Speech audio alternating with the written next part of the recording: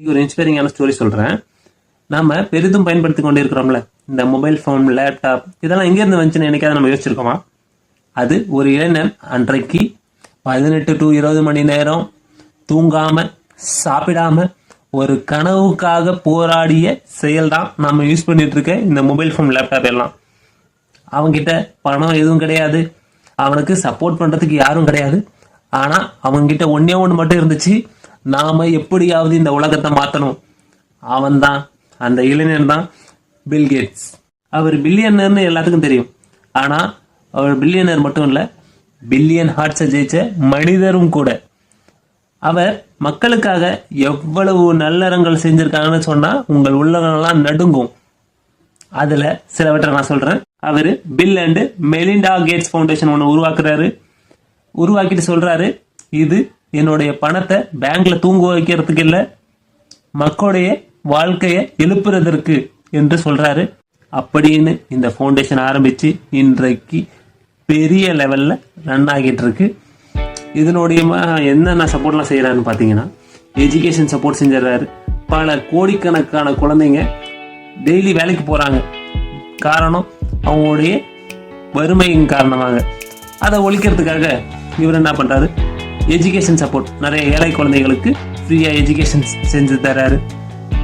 காரணம், இன்றைக்கு வறுமையை ஒழிக்கிறதுக்கு காரணம் சிறிய குழந்தைங்களுக்கு எஜுகேஷன் கொடுத்தா அந்த தலைமுறையே நல்லா இருக்கும் என்ற ஒரே ஒரு எண்ணம். அதனால நிறைய ப்ரோக்ராம் செஞ்சு தர்றாரு, ஸ்காலர்ஷிப் தர்றாரு, டீச்சர்ஸ் ட்ரைனிங் தர்றாரு. இப்படி இந்த ஃபவுண்டேஷன் மூலமாக ஏகப்பட்ட உதவிகளை செய்கிறாரு. அது மட்டும்தான் செய்கிறாரான்னு பார்த்தீங்கன்னா, இன்னொரு சப்போர்ட் செய்கிறாரு. இல்லாமல் நோய் தடுப்பு, உயிர் காப்பாற்றும் போராட்டம் செய்கிறாரு. ஒரு பக்கம் லக்ஸரி ஹாஸ்பிட்டல்லாம் நிறையா இருக்குது, இன்னொரு பக்கம் நிறைய பேர் செத்துக்கிட்டே இருக்காங்க. அதெல்லாம் பார்க்குறாரு. இவ்வளவு பணம் வச்சுருந்து என்ன பிரயோஜனம் அப்படின்னு சொல்லி முடிவு எடுத்து போலியோ எடிக்ஷன் ப்ரோக்ராம் நடத்துகிறாரு. டிபி கண்ட்ரோல் அவேர்னஸ் உருவாக்குறாரு. இன்னைக்கு COVID-19 வேக்சினேஷன் ப்ரோக்ராம் கண்டக்ட் பண்ணுறாரு. அது மட்டும் இல்லாமல் இன்னைக்கு பெரிய லெவலில், உலக லெவலில் நிறைய பேருக்கு போலியோ அட்டாக் ஆகாமல் இருக்கிறதுக்கு இந்த ஃபவுண்டேஷனும் ஒரு காரணம். மட்டும் இல்லாமல் உலக எளிமை ஒழிப்புக்கு போராடுறார்.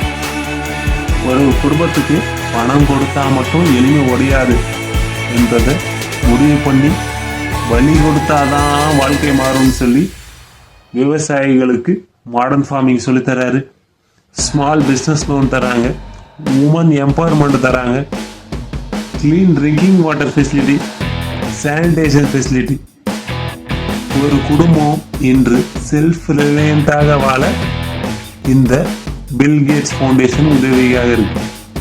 மாரல் ஆஃப் த ஸ்டோரி என்னன்னா, சக்சஸ் உங்களை மேலே கொண்டு போகும், ஆனால் உங்கள் கேரக்டர் தான் உங்களை உயரத்தில் நிற்க வைக்கும்.